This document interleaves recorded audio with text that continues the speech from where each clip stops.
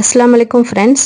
மனடி ஃபுட்ஸோட atho kit வச்சு அத்தோ எப்படி பண்ணுறதுன்னு இப்போ பார்க்கலாம். ஒரு அகலமான சட்டியில் தண்ணி வச்சு 3 லிட்டர் தண்ணி வச்சு நல்லா கொதிக்க விட்டு அத்தோ கிட்டில் கொடுத்துருக்க கலர் பொடி உப்பு போட்டு நல்லா கொதிக்க வச்சுக்கோங்க. அதுக்கப்புறம் அதில் கொடுத்துருக்க நூடுல்ஸை அதில் கொஞ்சம் கொஞ்சமாக சேர்த்து நல்லா கிளறி விட்டுக்கோங்க. அதை 25 மினிட்ஸ் நல்லா வேக வச்சு ஒரு வடிதட்டில் வடிச்சுக்கோங்க. அதில் கூலிங்கான வாட்டர் ஊற்றி மறுபடியும் வடித்து ஓரமாக ஆற வச்சு எடுத்து வச்சுக்கோங்க.